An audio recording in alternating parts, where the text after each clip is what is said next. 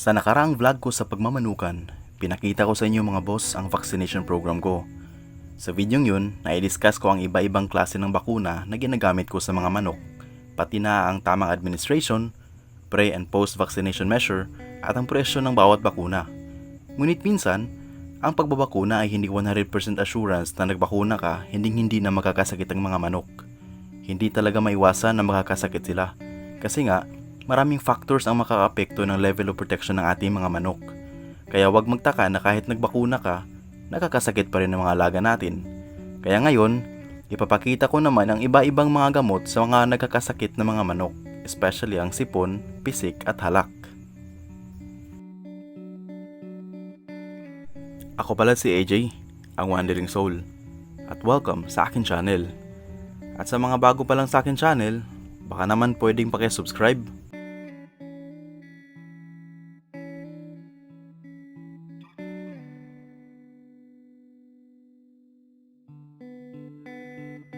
Maraming sanhi ang pagkakaroon ng sakit ng manok. Katulad lang sa tao, ang pagkakaroon ng sakit ng mga manok ay may malaking kaugnayan sa kung paanong paraan ang pag-aalaga at pangangasiwa sa kanila.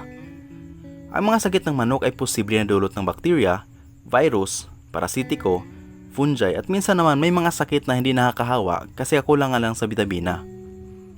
Ngunit bakit nga ba sila nagkakasakit ng ganito? Pwede kasi itong makuha sa parent stocks, yung ginamit na breeders na sipunin o may sakit. Sa pagdalaw ng mga bisita sa manukan. Dahil ang bumibisita sa ating manukan ay di natin alam na baka galing sa isang lugar na may virus na pwedeng maipasok din sa ating manukan. Sunod, maruming kapaligiran, syempre andyan yung kanal at di nalilinis na ipot ng manok. Minsan naman biglang pagbabago ng panahon, yung mainit ngayon at maya-maya ay uulan. At syempre yung inuming matagal na palitan. Pero ang pinaka-common talaga ay ang biglang pagbabago ng panahon. Simula kasi ng June hanggang December, ito na ang buwan na madalas umulan sa ating bansa at para sa mga nagmamanukan, dito nakakaranas ng maraming sakit ang manok tulad ng sipon, pisik at halak. Sa pagtama kasi ng ulan sa lupa matapos ang sobrang init, sumisingaw ang lupa at nalalanghap ng mga manok, sobrang stressful sa kanila yun. At ang simpleng sipon ng sisiw o manok, napabayaan man ay lalala at nakaka-infect. Dito na papasok ang halak or CRD o pisik o coryza.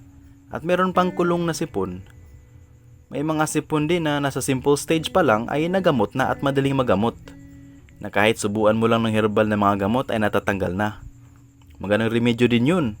At kung may mapansin na kayong may sipon, wag nang mag-isip ng gumastos basta meron ka nun mga herbal, ay madali na yun. Tandaan lang natin na wag na nating antayin lumala at ma-impeksyon.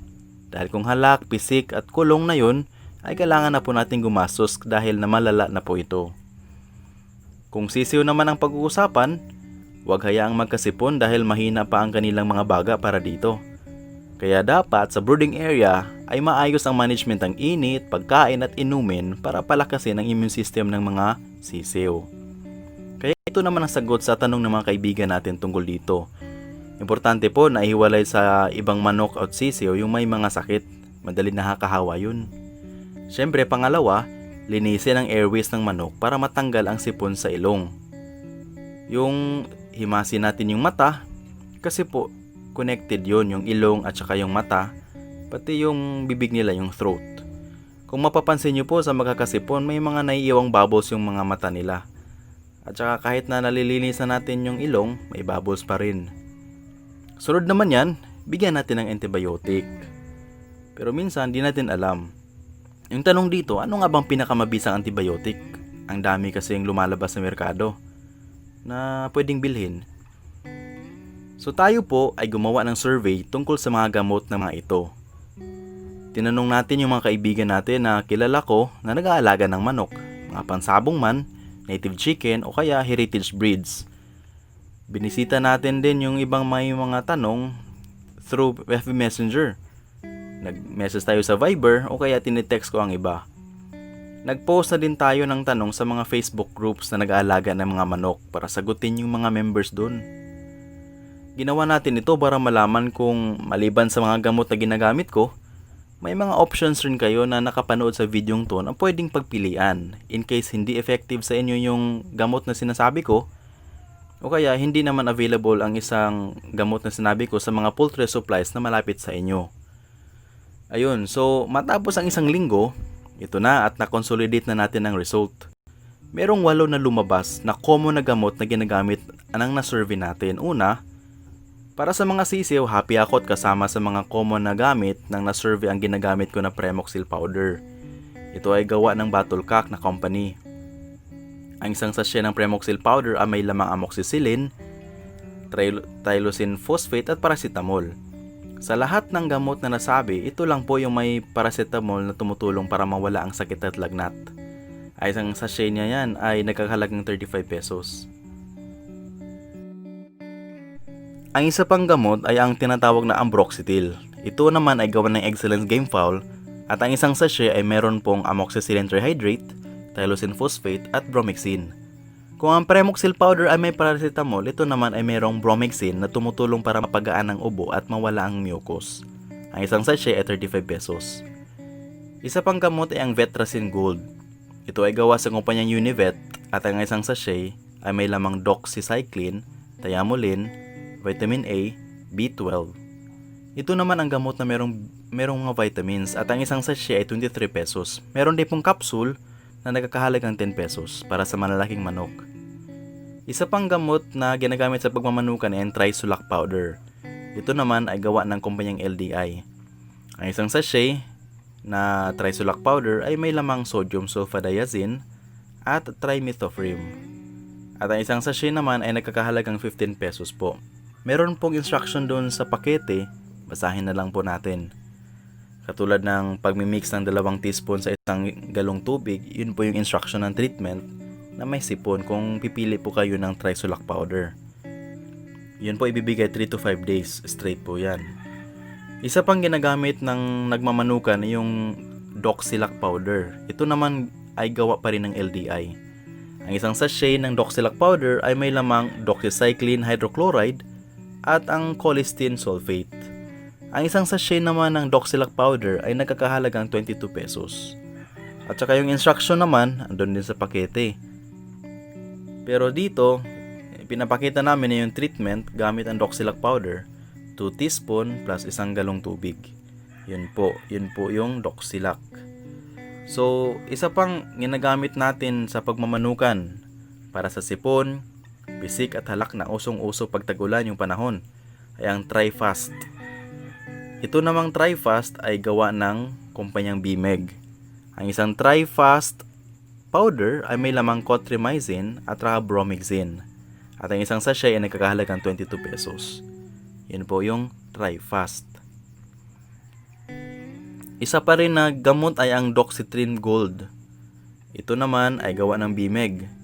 Ang isang sachet ng Doxytrin Gold ay may lamang thiamulin, doxycycline, vitamin A, vitamin B12 at vitamin C. At ang isang sachet ay nagkakahalagang 18 pesos. Marami pong vitamins to na gamot. At isa pang ginagamit ng nagmamanukan ay ang produkto ng BMEG pa rin ay Trimax. Ang isang sachet na Trimax ay may lamang Contremoxazole. At ang isang sachet ay 18 pesos. So, yun po yung Trimax powder. Laban sa bakterya, iwas sakit ang ating mga manok. Yun ang Trimax ng BMEG. So, ang paggamit nito, lahat ng nasabi ko na capsule or lahat ng yung sa powder, yung water soluble, ay dapat ihalo sa tubig sa araw-araw at ibigay sa sisiw sa loob ng 5 to 7 days. Kompletuhin nito para hindi po mag-develop ng bacterial immunity. Sayang din po eh. Sundin lang ang nakalagay sa pakete para sa iba pang instructions.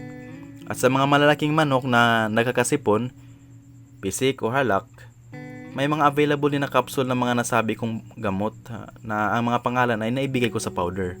Maliban na lang sa Amtil 500 na ginagamit ko ron. Ito namang Amtil kasi ay gawa ng Excellence Game Foul, wala itong powder. Ito ay may lamang amoxicillin at tylosin. Bawat capsule ay nagkakahalagang 16 pesos po. Yun po yung Amtil. Dati, ginagamit ko to sa aking manukan kasi yun yung unang na-introduce sa akin, yung Amtil 500. Kaso minsan, gumagana pa rin yung pagbagay-bagay, nababagay yung gamot sa mga manok. Minsan yung manok hindi bumagay sa gamot na ganito. Minsan naman yung gamot, siguro nagkamali ako dati Sa experience kasi hindi pa marunong, nagka-bacterial immunity sa Amtil. So nag-change ako ng gamot. Pero may mga kilala pa rin ako mga kaibigan na gumagamit ng Amtil 500. Pero pag hindi naman kasi gumagana yung capsule, hindi na po gumagana, pwede na rin natin gamitin yung injectable na antibacterial katulad ng Bactirid.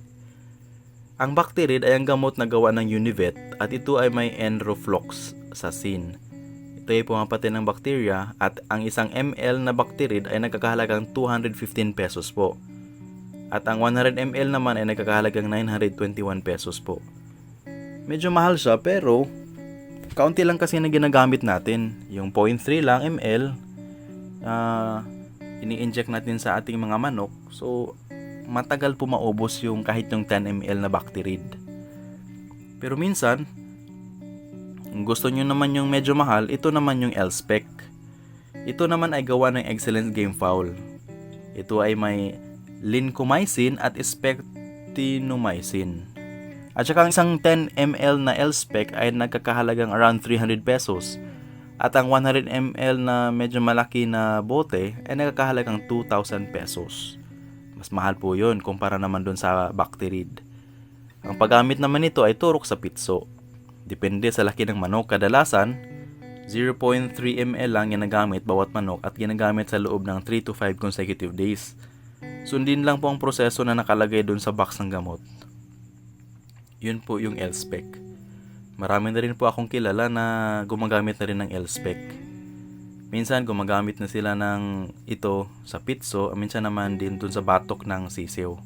Kasi wala pang pitso. So ito naman yung actual na pag-check ko sa ilan sa mga alaga kung may mga sipon.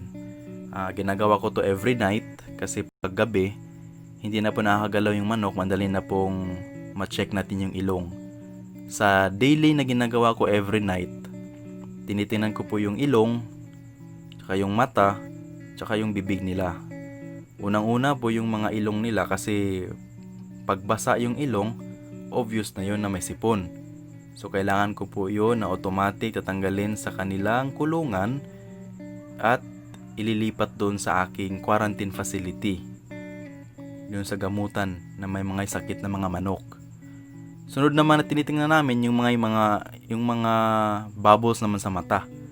Kasi minsan hindi po nakakalabas siguro yung sipon sa ilong, doon lumalabas sa mata. Nagbabubbles po yun. So tinitingnan po namin every night yung mga ganong bagay. At minsan man doon sa bibig nila. Pag tinitingnan kasi natin yung throat, may mga plema po yun na nakalagay doon. So importante na nai-inspect natin yung mga manok natin. At saka pag nakita natin na may mga sipon, unang-una pala na sipon, ginagamot na natin yan. Nililipat doon sa quarantine facility kasi pag hayaan natin na andun lang sa kulungan, madaling nakakahawa yun, sayang yun, ang daming makakawaan nun. Pag hindi mo naman ginagamot yung sipon, lalala yun, magka-infection, at sa maging kuraysa pa. Meron nga akong experience dito sa mga manok na hinayaan ko, pinabayaan ko lang, ayun, nakakuraysa, at saka problema pa rin yun kasi yung paggamot nila medyo matagal. Kaya yun yung importanteng lesson na natutunan ko sa pagmamanukan. At saka dito naman sa akin kasing manukan, sa aking free range na manukan, yung ibang mga manok parang kumakain na lang din ng damo. At eventually, gumagaling yung mga sipon nila. Pero hindi ko pa rin iniiwasan, hindi ko pa rin nami-miss yung every night sine-check pa rin talaga yung sipon nila, sine-check pa rin yung status nila. At before ako matulog, tinitingnan ko sila doon sa kanilang kulungan kung okay lang ba sila.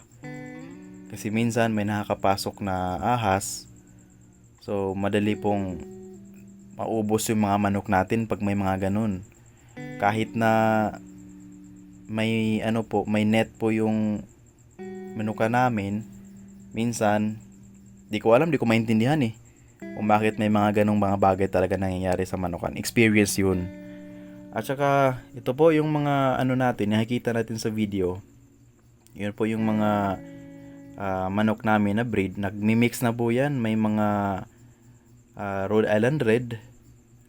Meron din po mga upgraded na native.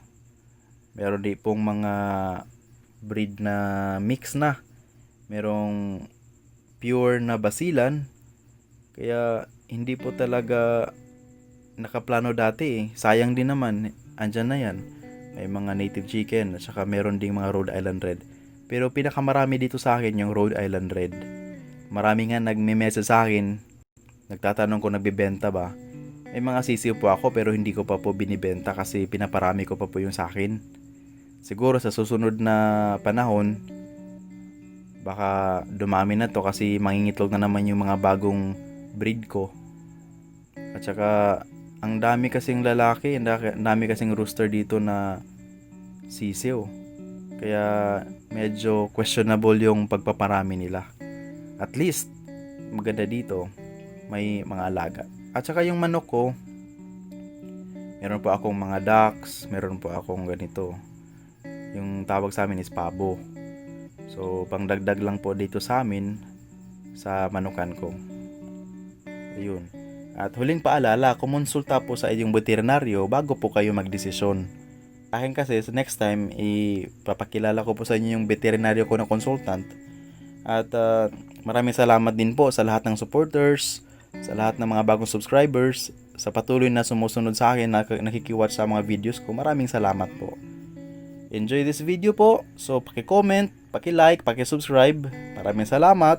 Magandang gabi.